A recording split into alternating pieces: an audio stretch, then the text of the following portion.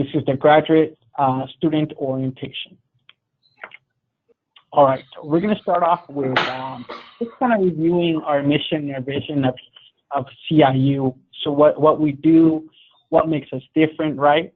And what we aim to be. You know, CIU basically is committed to your success, to helping you with quality education that is personalized. And our vision is just to become one of the most successful, focused on entrepreneur spirits like all of you.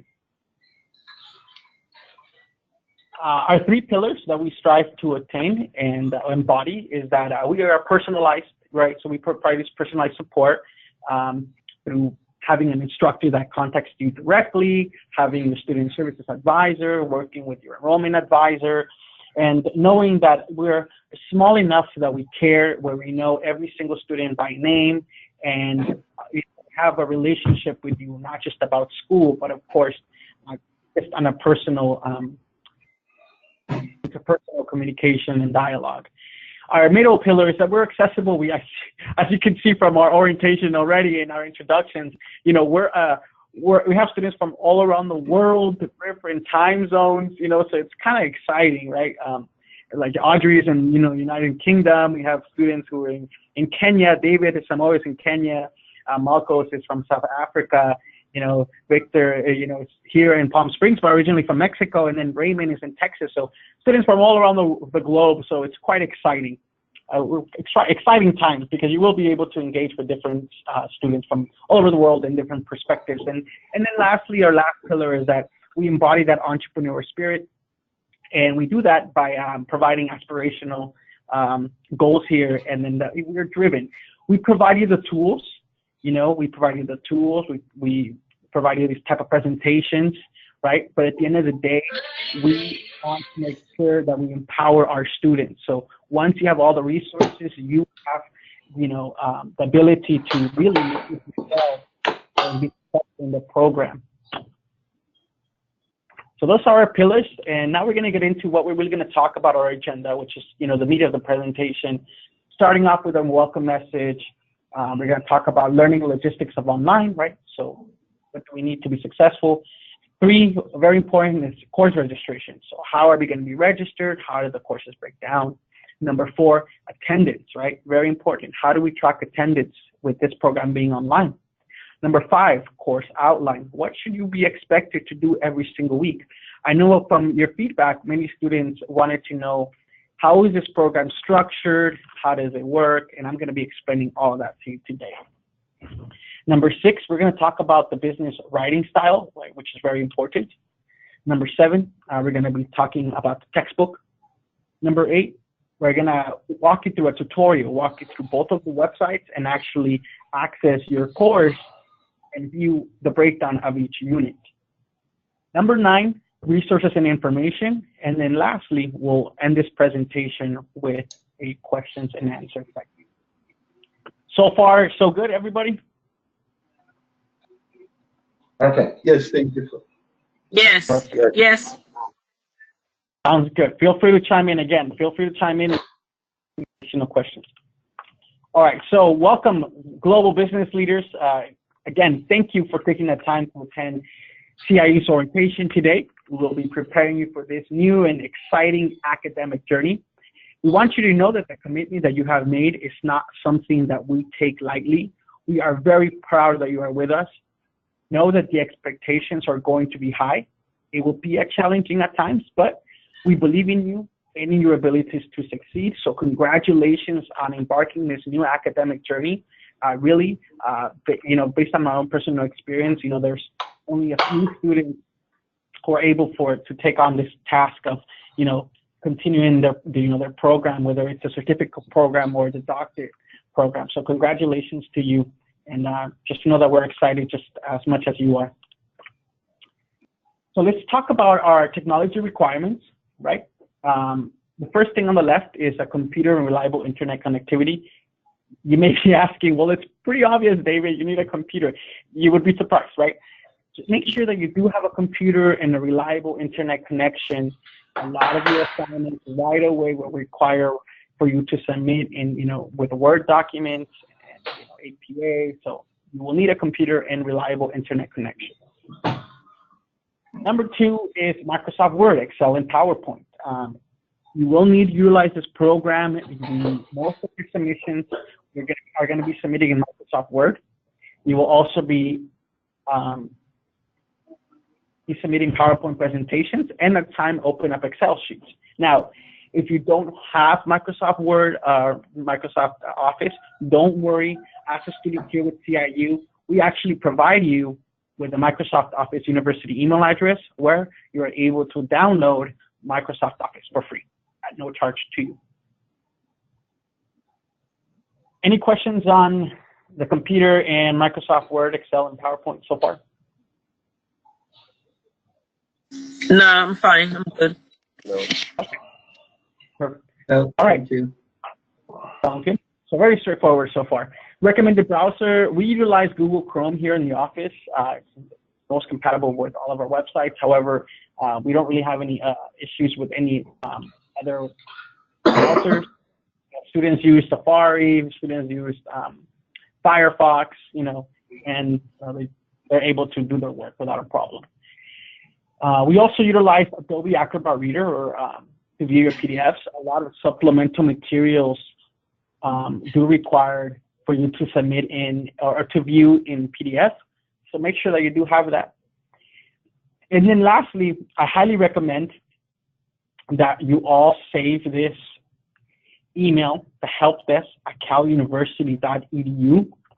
At any time during your program, if you ever have any IT issues, which I know will happen because, technology, although we've become so far with technology, it's sometimes, it's out of our hands, right? So if you ever do experience a technological issue, just feel free to send a help desk ticket at caluniversity.edu, that email, and it will automatically submit a help desk ticket number with a reference number where you can be able to track the progression. In addition to that, I always tell students that it's good to submit a help desk ticket because you will always have that documentation if you ever have any issues.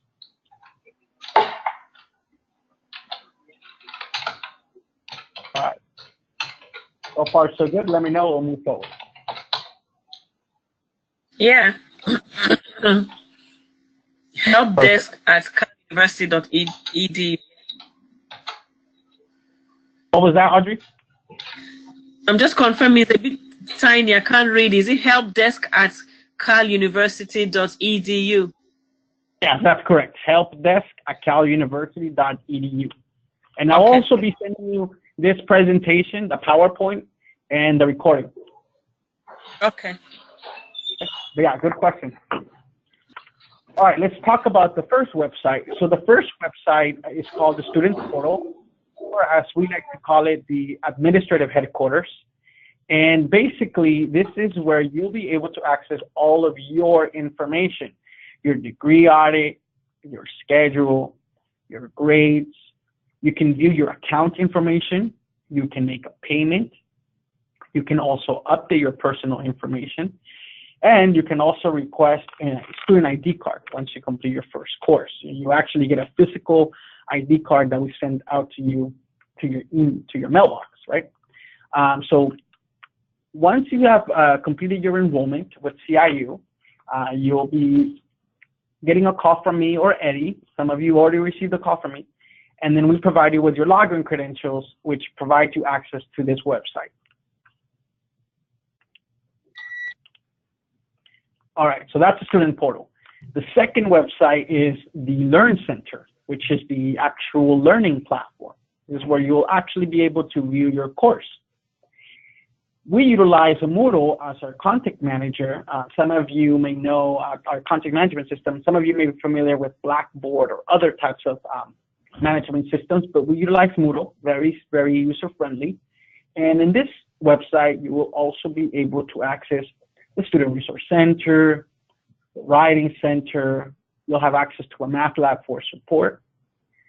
You will also be able to access the LIRN, which is the Library Information Resource Network, which is where you'll be able to access all of the databases to access peer-reviewed articles when you conduct your research. And then lastly, you will also be able to access the VeriCite Plagiarism Scanner, which is a great tool for you to scan your documents prior to submitting your assignment to the instructor to ensure that you have less than 15% of plagiarism detection. Because all of your submissions will be automatically scanned upon you submitting to your instructor. Our threshold is 15%, and this tool that you'll find in your Learn Center will be able to scan your document prior to submitting to your instructor, and I will also be providing you a tutorial on where to access that and how to use it. Any questions on the student portal or the Learn Center? No. Good? All right. Perfect. We good? Okay. And also, you can utilize the chat box as well if you have questions. All right. So let's move forward. Let's talk about the academic calendar. How do we break down our terms, right? You may be asking this because a lot of institutions are different. The way that we break down our academic calendar is that we have 8 terms in 1 year. As you can see here, we are going to be starting in term 3 of 2019. So our first day of class is on Monday, April 8th, 2019, right? Every single term or every single course is 6 weeks long. So you'll start on Monday, April 8th, and then the term will end on Sunday, May 19th. And as you can see here, your next course right away begins on Monday, May 20th, ends on Sunday, June 30th. And then after 2 courses, you have a term break. You move on to this side. You have a term break from July 1st to July 7th, which is the whole week. And then you'll start off your 3rd course on term 5, which begins on Monday, July 8th. Now, many of you may ask yourselves, how do you consider a semester? So a semester is composed of 3 courses. So in your case, if you complete terms 3 to 5, terms 3, 4, and 5, that will complete your first semester, which is a total of 3 courses. And then you move on to term 6, term 7, and term 8. And then in 2020, you start back on term 1. So we have an open enrollment here institution, so students can start at any term during the program. So you're starting in term 3, we'll have students starting in term 4, and term 5, or term 6, or term 8, or term 7, or term 8. But just keep that in mind. I'm going to be sending you the academic calendar as well, so you'll know when the courses begin and when they end. Any questions on the academic calendar? Good. So good? Yes. We do have a summer break. So your summer break, would we consider this July? Okay. Okay. All right. Okay, so let's talk about course registration, right? So you will be registered automatically in the order of the program matrix. For the master's degree, your program is 12 courses and 36 credits, and I know right now we don't have any master's students. We have a certificate program. So in your case, Raymond, your certificate program consists of the 4 specialization courses here. And you'll be registered accordingly to those, to the certificate program that you selected. And it's not 30 credits, right? So it would only be 16 credits. Okay. For the doctorate students, yours is on this side, and your program is composed of 3 sections. The 10 core courses, the 5 specialization courses, and your 5 dissertation courses. A total of 20 classes or 60 credits. You will also have to complete a CCA, which is an acronym for the Comprehensive Competency Assessment. And that is an open note, open book, 12-week assessment, writing assessment. You'll be taking along with one of your specialization courses.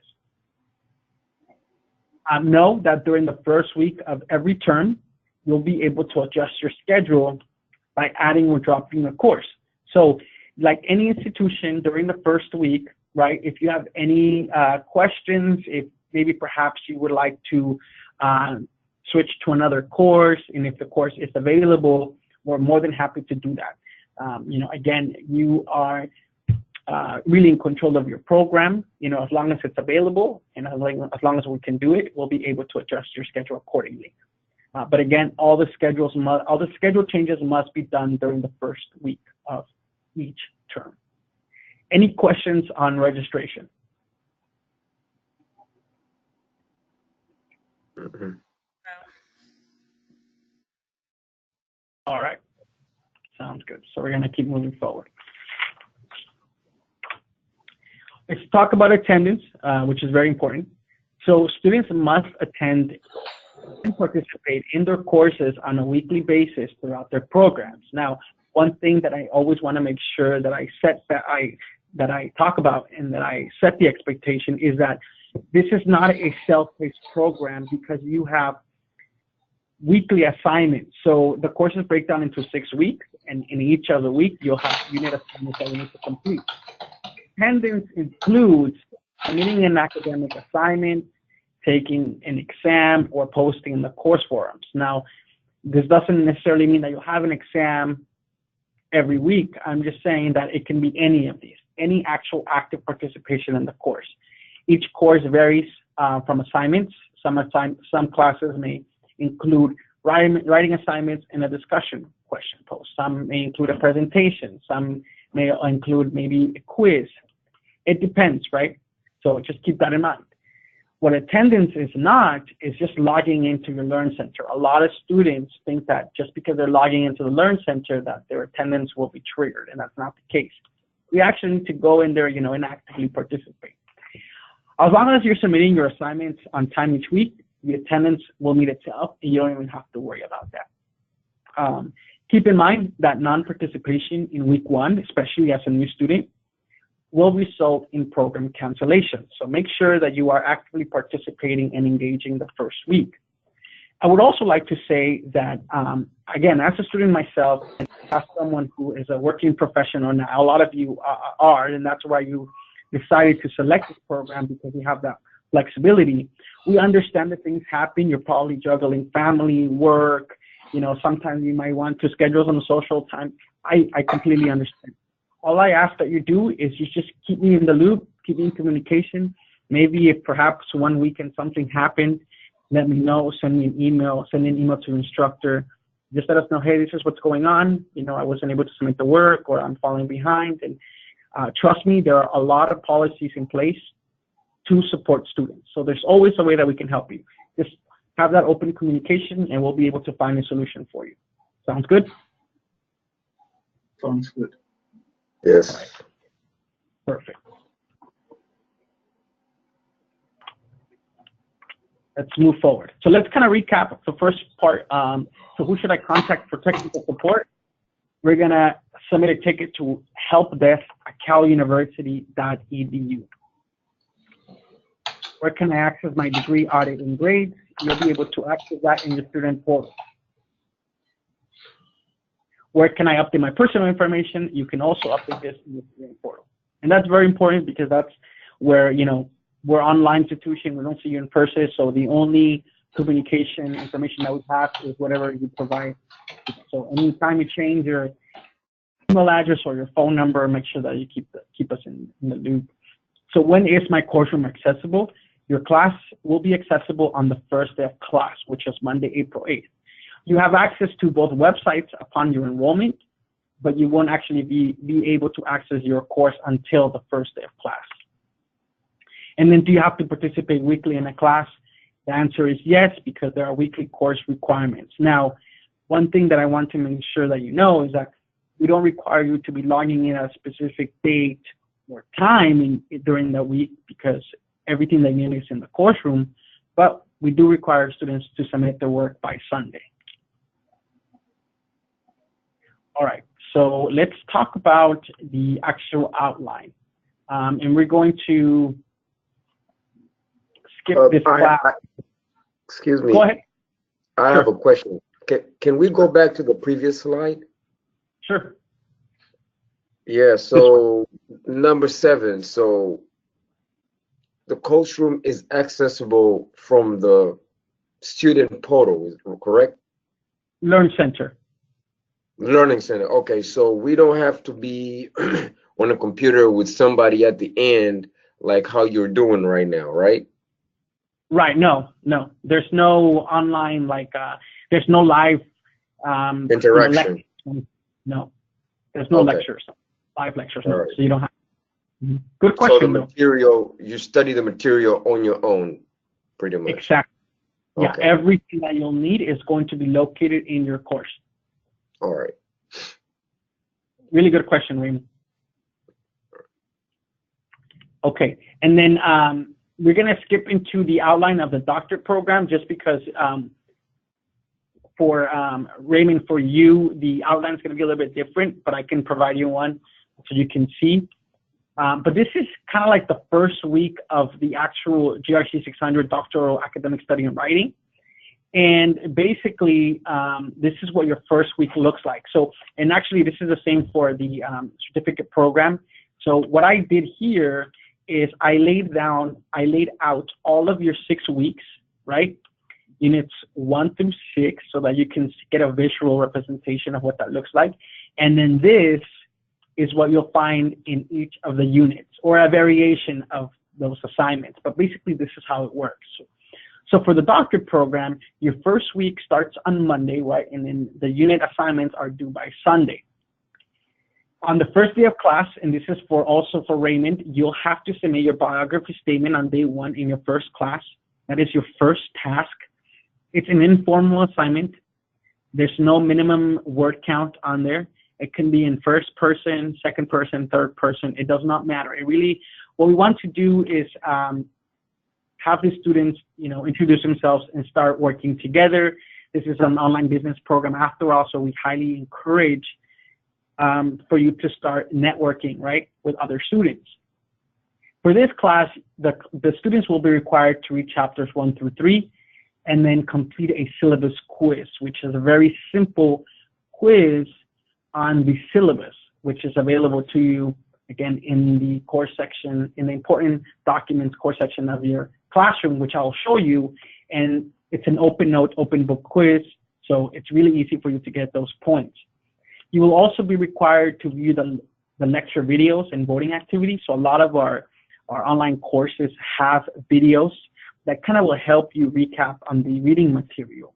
As a visual person, I really enjoy the videos because I can get a better understanding of what they're talking about.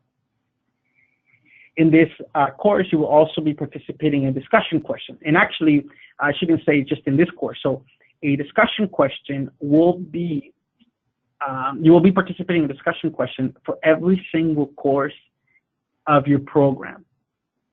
Every single week, your instructor will post a discussion question centering around those weekly reading assignments or videos or material. You will respond to the discussion question, and then you will respond to 2 students for a total of 3 posts.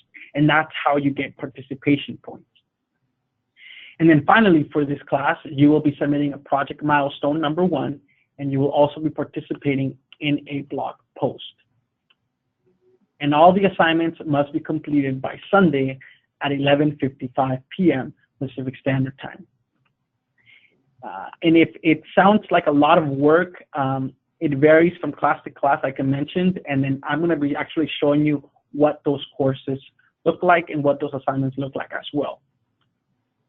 Any questions on the structure of each of the units? Yes, please. Sure. The discussion, how long are you expecting them to be? Good question.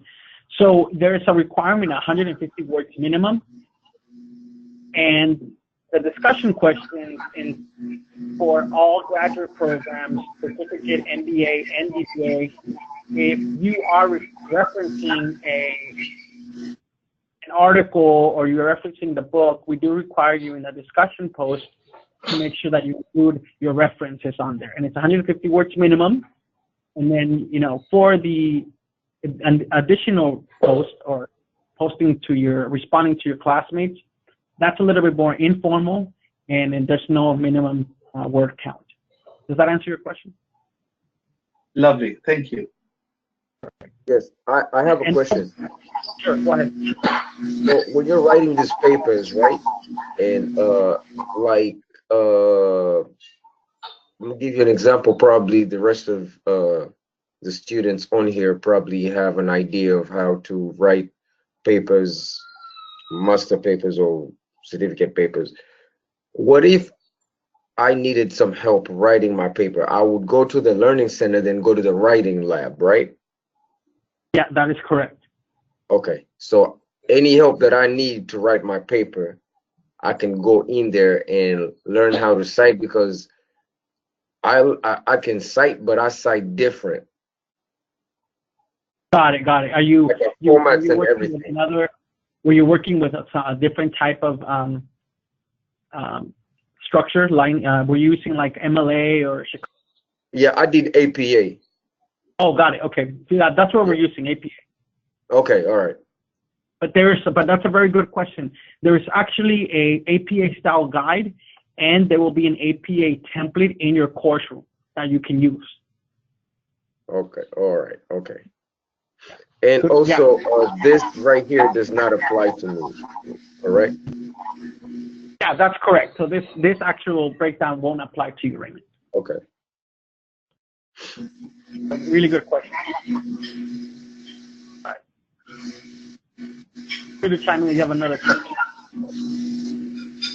Okay, so now we're going to get into talking about the actual writing style, right? So all of the writing styles or assignments will be required to be submitted in APA formatting. A Word document template will be available in your course to support you in setting up your assignment in APA formatting. So what does that mean? So basically, we already provided a Word document that is already formatted for you. Everything's in APA, and all you need to do is fill it in, which is very easy and very, very convenient. I'm going to show you what that APA template looks like. And if you even want it, I can even email it to you when I send you this PowerPoint presentation. Would that be something you would be interested in having?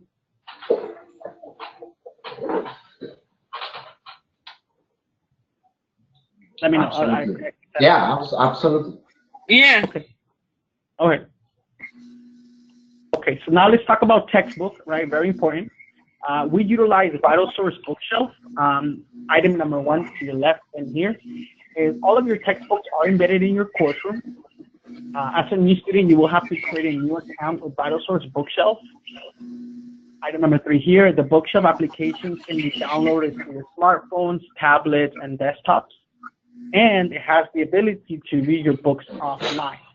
So what I do, and this is just a recommendation for you, I downloaded the app on my phone, and then some of the textbooks will give you the option to listen to it, or the audio, right? So I put on my headphones on my commute to work, and then I can listen to the textbook. So that's a great way to be able to access your textbook and and get some work done while you're on your commute, or doing some exercise, whatever the case may be. What I also included was the first textbook ISBN numbers for your program. The doctor program, this is your first textbook that you will be utilizing. Your textbook, again, is embedded in your course, so you won't have access to it until the first day of class.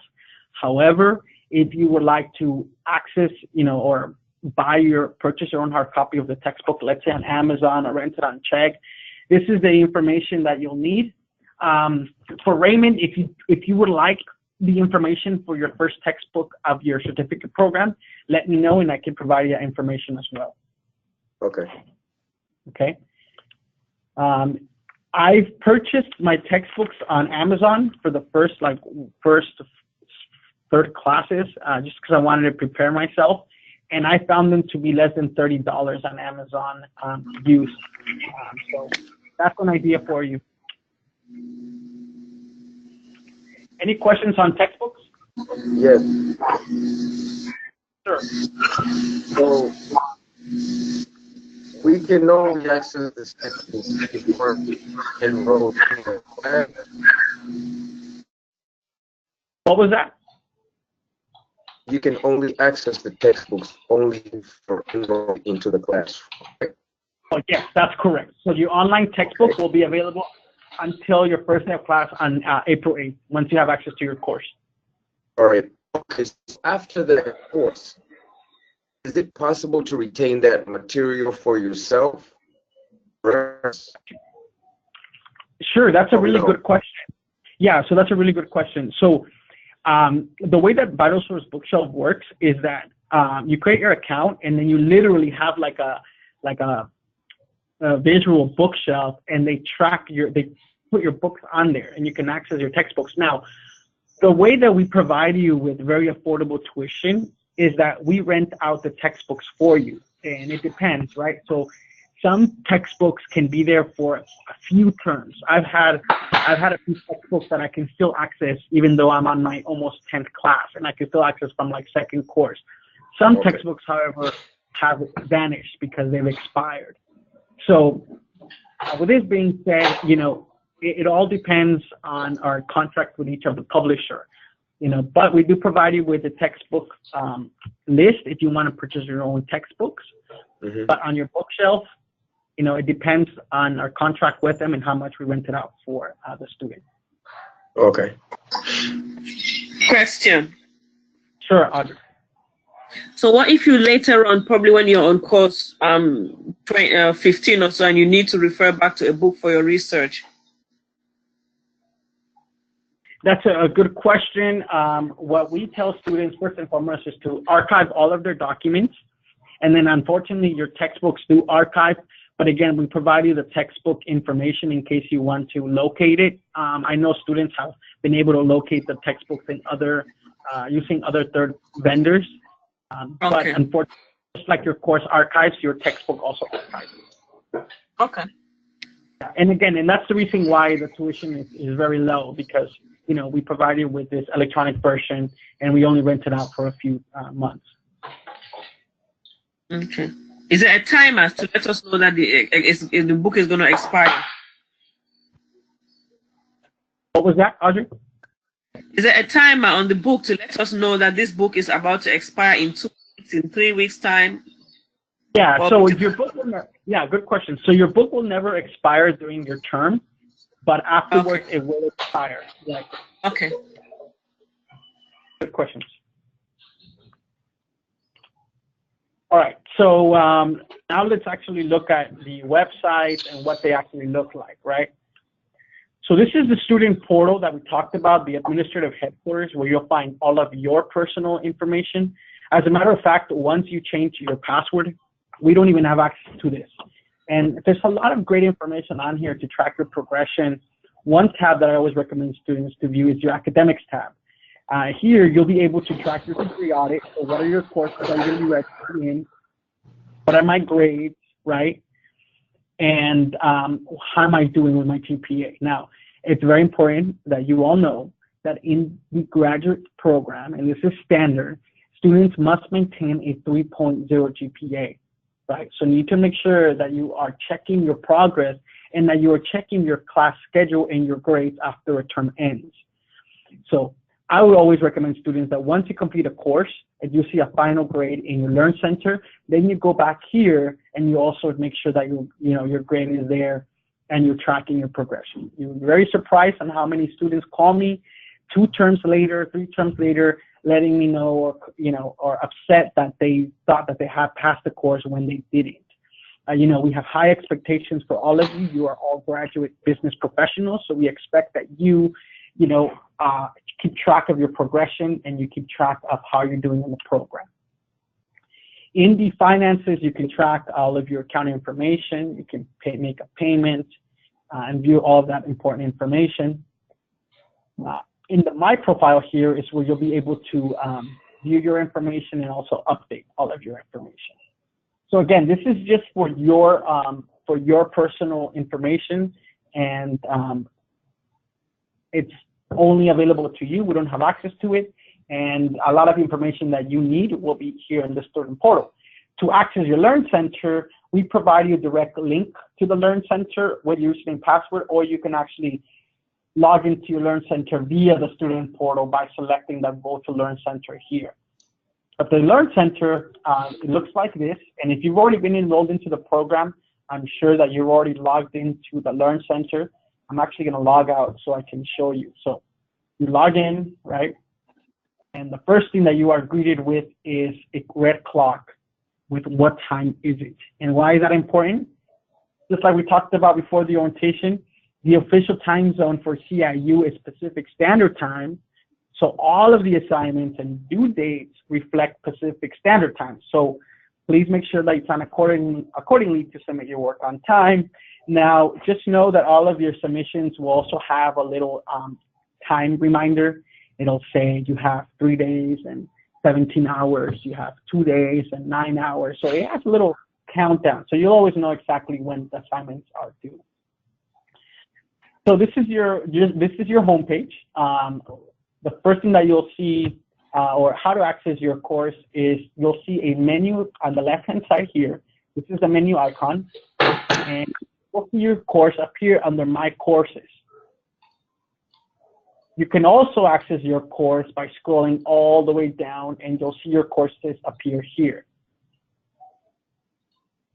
In the case of the doctor students, you'll be, reviewing the GRC 600. In the case of Raymond, you'll be seeing your first certificate program course under My Courses. For the purposes of this presentation, I've actually opened up the GRC 600 course. And then Raymond, just follow along. This is the same structure of your class. And this is how the course breaks down. Now, a couple of things that I've already explained, I just want to make sure that I reiterate, is that your course is available to you 24 hours a day, 7 days a week. In addition to that, you have access to all 6 weeks or all units. You have access to the entire coursework. So you may be asking, oh, maybe I can work ahead then. Yep, you're absolutely correct. You can definitely work ahead if you would like to. I take vacations. I'm a big believer in working hard, but also taking time for yourself. So I take vacations, and what I do is I always plan ahead. So if I know I'm going to take a week off here and there, then I make arrangements where I do the work, I write my discussion post and everything completed, and then that week I just log in and submit my assignments during that week. That way, I'm still meeting the deadlines, but I'm planning ahead, which is a benefit because you have access to all the coursework. In addition to that, like I mentioned, all the content that you need is available in your course, and there is no specific date or time that you need to log in, so there's no live lectures. All right, so with that being said, let's kind of go over the course and what that looks like. All right, so the first thing that you'll see in the course is, and again, this is the first class of your doctorate program, so for all doctorate students, this is your actual first course. This is what it actually looks like. So let's review. The first section is announcements and important messages. Here you'll see some highlights of the orientation that we talked about today. This is an announcement and help forum, right? Just an open forum for the students to interact. This is a very important section here, the course syllabus, textbook, and materials. Very, very important section. The first thing that you'll see is the GRC 600 syllabus. I cannot stress this enough. Please make sure that you open up the syllabus and you review it. Print it out, save it, because if you review this, you'll get a better understanding of the flow and the expectations of the class. I tell you what I do. Every time I start a new class, I download my syllabus, right? And then what I do is I actually print it out, and then here I'm gonna expand it so that you can see. And then at the last page, the last 2 pages of every syllabus has a little breakdown. And I'm not gonna go through all of the information here because I want to make sure that I cover everything, but when you have access to the course, make sure that you read the syllabus. But if you scroll all the way down to the syllabus, it actually has a course schedule breakdown. So maybe a lot of you, if it's been a while since you've been out of school, or maybe this is the first time attending an online program, you want to make sure that you track, okay, how are you doing? What do I need to complete? Every syllabus has a course schedule, so you'll know exactly what to be completing every single week. So I print this out, and then I tape it to my wall, and then I know how to track my progression. I know what I'm completing, and every time I complete something, I do a little check mark or cross it off, or just track my progression. But this is a really good way to track your progression and to ensure that you're submitting all the assignments that you are required to submit every single week. In addition to that, you can also track your progression or ensure that you submit all your work by checking your grades.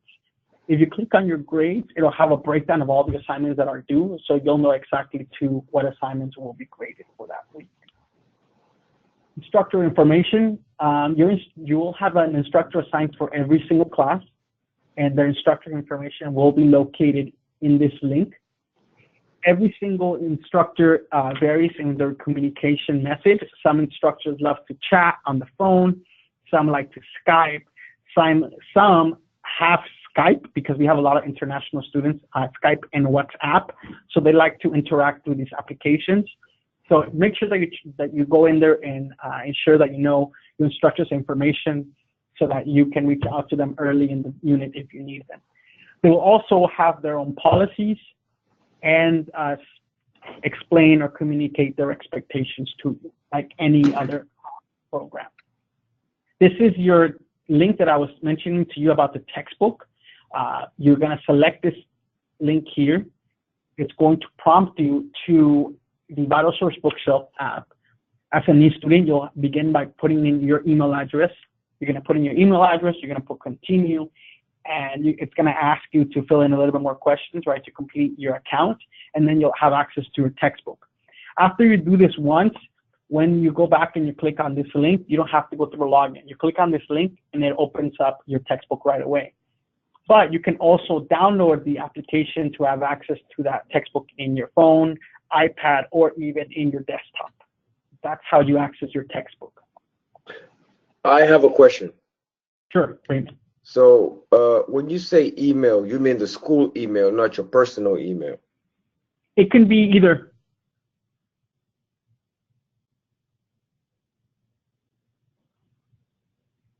Raymond? Yes, no, I can hear you now. Yeah, you can use either the school's email or you can use your own email, your private email. Okay. Yeah, but you're right. I think I had the same question too. But, yeah, sure. Because I've had VitalSource in my past MBA program, so it looks like something I could reuse the same information. Yeah, you can do that. Otherwise, you can definitely use the university email address. It won't impact you at all. You'll be fine. But that's a really good question because I'm going to be talking about Grammarly, and for that account, you will need the university email address. So, but good questions. All right, so this is the APA essay template example that I was mentioning to you about. This is the template that I mentioned that I will be sending to you all in an email once I send you the recording so you can have it. So basically what happens is you download this, right? And it downloads as a Word document like you should be submitting. And it's already formatted for you in APA. So, which is great because even when I came back as a student, when I did my undergrad, and then I came here and I was doing my MBA, with APA, it's very specific. You have to follow certain rules. So having this template, it makes your life so much easier. So basically with this template, all you do is you start filling it in. You put the title, your names, university's already even put it on there. The date will always be in there already for you. And then it gives you a breakdown of how you should structure your paper, and then even with the references, some examples. So use this template. You're going to see that a lot of instructors are going to be telling you or referring you to this template because it's already formatted for you. So why go through all the trouble of formatting your own document when it's already provided to you? I know Raymond had a question about APA style guide and how to cite and all the great information. This APA style guide here is a great tool. I printed out myself too. And basically you can refer to this whenever you're referencing to ensure that you're following the APA style formatting rules. Any questions on this? No, we're good. All right. Okay, so additional resources. So Raymond had a good questions about using your email address. For Grammarly, if you're not familiar with Grammarly or you haven't used it, it's a writing enhancement platform that assists you with scholarly writing. It's a great resource. It's kind of like, you know how Word, you have the Grammarly checker. This is literally on steroids. It helps you so much. Once you start using this, I promise you, you'll not go back. Like, it literally is a game changer. I use it here at work to write even my emails at work. You never realize how many mistakes you make until you have downloaded Grammarly. And yeah, it makes your life so much easier. As a matter of fact, one thing that I really liked about Grammarly is that, as you know, in the graduate program and in doctorate program, you have to write in, you have to write in business format, right? So you're not writing passively or like I think or, I believe, it's all about based on research. So what Grammarly does, and when I first started my MBA program, is that I would tend to go back to writing in first person, which is incorrect. And Grammarly tracks this. It actually tells you when you're writing passively, and it'll tell you passive writing, meaning that it's incorrect, that you shouldn't be writing like that. So it's a great way to help you become a better scholarly writer. And I just share that with you because I think for me it was such, a great resource. I strongly encourage all of you that if you don't have one, to create an account. Using a university email address here with us provides you with a premium account that's completely free for students. So take advantage of that. All right, so we talked a lot about the information and we haven't even reached our actual meat of the class, which is the breakdown of the unit. So this is the actual breakdown of each of the courses, the assignments, and this is how it will look like. So we start off with Unit 1 on April 8th. This is what we'll look at. Unit 1 activities. First, you'll see the course learning outcomes and then the university learning outcomes. So what are you going to be learning and what you're going to be getting out of this? You're going to see what chapters you need to read. And for this class, all of you doctorate students starting this program will have to read chapters 1 through 3. You will all be participating in a biography statement. So here's the biography statement link forum, right? And these are some of the descriptions that you can include in your biography statement due on Monday. I will be sending you an email a week before the school starts or your first class begins with all these questions as well, in case you want to start writing your biography. If you already have a biography, I know a lot of you already are, amazing individuals. You can already use one that you already created or you have on your website or, your resume, whatever the case may be. Like I mentioned to you, it's informal and you get credit just for posting on the first day of class. This is the syllabus quiz. Very, very easy points. Take advantage of this. All you need to do is take this 10, I think it's a 10 quiz question on the syllabus, and open book. So why not take advantage of that simple points? The lectures. So these are the live lectures or the video presentation lectures that help you understand the content of the textbook. That will help you better understand it. Like a visual person like myself, it helps me a lot. The voting activity, basically, it's what it sounds like. You watch this video on how to summarize, paraphrase, and quote, and then you vote on that question. Very, very straightforward, nothing else. So this is the question, and then you submit your voting choice. And now your class will do this. And the discussion question is here, and it centers around that video. And this is where your discussion question is located. Like I mentioned, you will be responding to the discussion question, and then you will respond to 2 classmates for a total of 3. And that's how you get full participation points. The project milestone, this is the first writing assignment.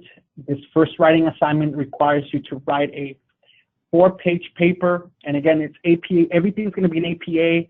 So when you hear 4, it's double space. So it may sound like a lot, but it's not really. And it even gives you a little breakdown of how you should create an outline. And remember, it reminds you to use that template to ensure that you're meeting the APA rules or guidelines. And if you're using the APA template, then you're already meeting all of these requirements 1 through 4. And then lastly, for this class, it even has an introduction video on how to start a introduction paragraph. For this class, you have your Unit 1 blog post. This one does not require you to respond to 2 other classmates. It just has you to respond to a blog. And that pretty much sums it up for this first unit. Let's say you finish on Saturday, right? then you're done for the week. You can relax, or you can start reviewing what you're going to be doing for the next week. So once you complete the assignments for the first week, you're done. That's all you need to do for that first week. I always advise students that they go on and review the next section just so that they can get a mental picture and get mentally prepared. But then you move on to Unit 2, same structure, same format, similar requirements, and then you go on to Unit 3. Again, this would be week 3, week 4. As you can see, you have access to all the information, so you can start reviewing what you're going to be doing throughout the entire coursework. The only difference that you'll find in Unit 6 is that it will include a survey, end of course survey. We really like to hear your feedback, so you give us your feedback on the course, on your structure.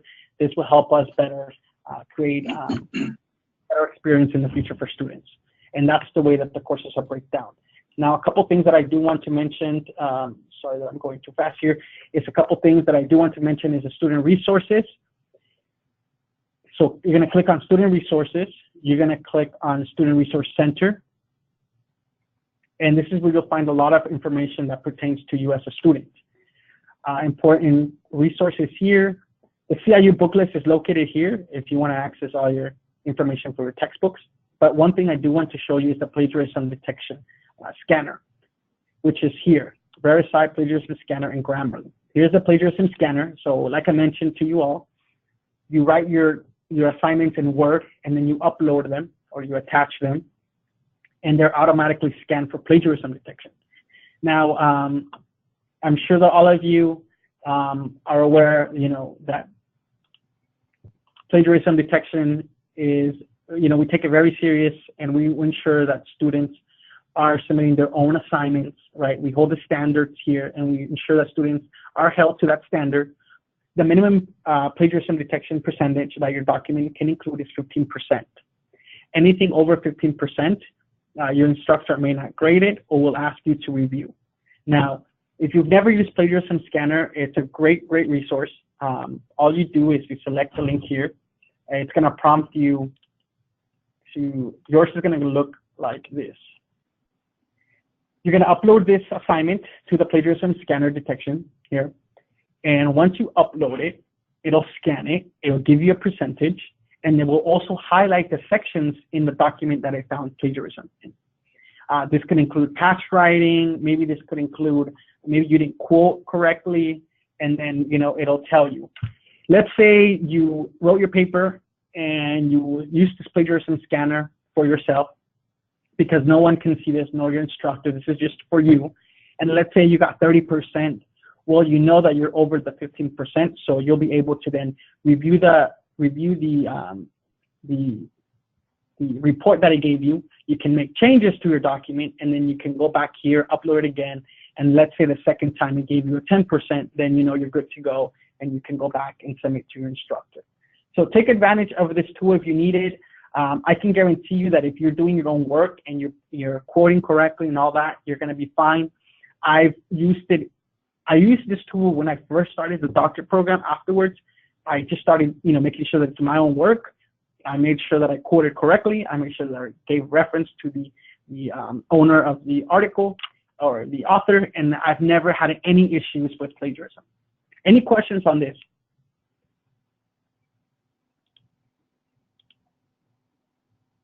Yeah, question. Sure. All of the resources we'll be using is already on our student resource center, isn't it? So you mean like resources, like as tools, or you mean like peer review articles? The material, the books will be quoting, the journals will be you quoting or citing. It's going to already be in there. We don't need to go out of the portal to look for books, isn't it? Right, correct. A lot of times the questions and all that information that you need to retrieve are going to come directly from your textbook. So a lot of times you're going to be quoting your textbook. If you need to do research, we'll have the LIRN is located here, the Library and Information Research Network. We have a few databases that you'll be able to access for those preview articles that you need to retrieve. Okay, thank you.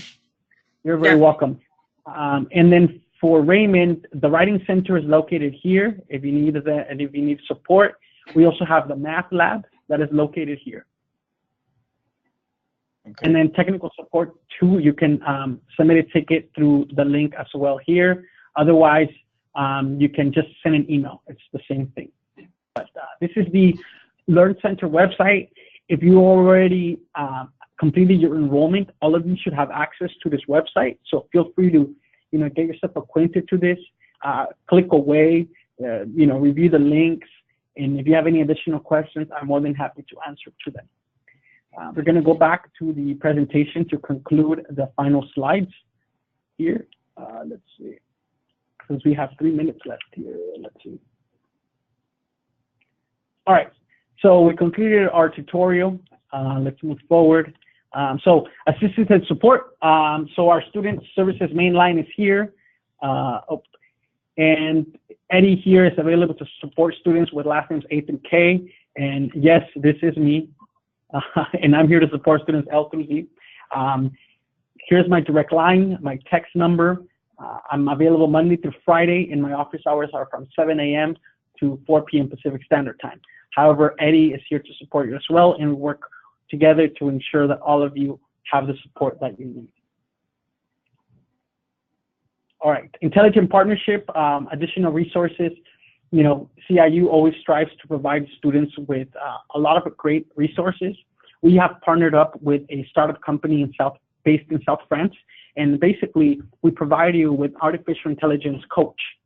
On the second week of your program, I will send you an email where you'll be able to access Pocket Confidant, and you'll be able to start utilizing this tool if you want to. This tool is not limited to your school or your academic matter. You can also utilize this for your own personal enrichment. So take advantage of this tool. I've utilized it myself. It's a really cool tool. Basically, a lot of very successful entrepreneurs, business owners have a coach that they work with. Why not have an artificial coach that helps you?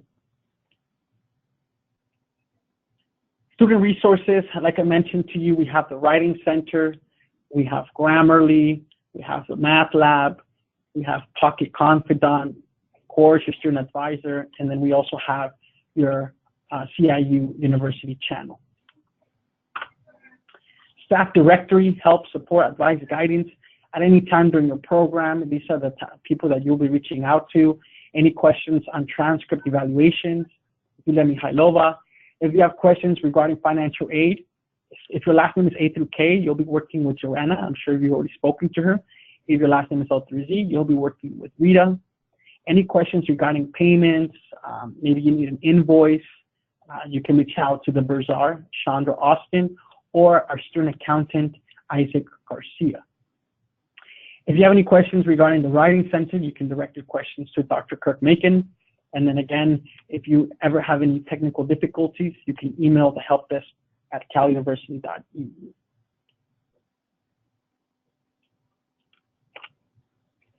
All right, so with this, I leave you with these closing remarks. First and foremost, I just wanted to mention to you all that you deserve to be here, that you were accepted into this program, so we want you to believe in your abilities. Know that you're not going to be alone. Graduate school can be a very challenging process, but it helps to know that you're going to experience the same ups and downs as your classmates. Challenges are going to be expected, but just keep working hard. It's a process, so developing good research skills and understanding the jargon takes time. Be patient. You will get it, and you will be very successful. This will be a rewarding and worthwhile partnership. We hope that you get the most of your time with us. Again, congratulations on your enrollment. It's now 11 a.m., so we ended right on time. If you have any questions at this time, please feel free to ask. Otherwise, our orientation has come to an end. I will be providing you with the recording and the PowerPoint presentation within 24 to 48 hours. Thank you so much, David. Absolutely. Thank you, David. Absolutely. Thank you very much. Great work, David. Thank you. Thank you. I appreciate it.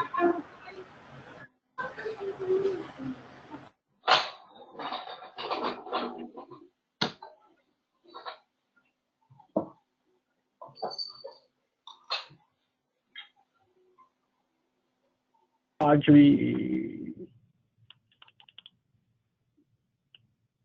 Yes.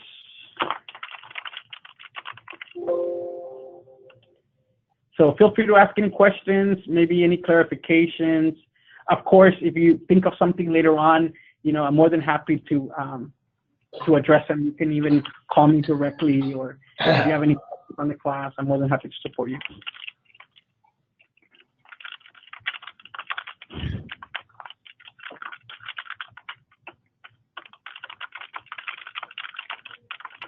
Yes, I do have a question actually. Sure. Does the institution send out the tax forms for filing taxes like at the beginning of the year for the people that are in America, the United States? Yeah. Do we get I think it's the 1098? Yeah, that's correct. I was going to say that. The 1098 Yeah, we did. We send them out on January 31st. Oh, okay. All right. Yeah. Mm-hmm. Good question.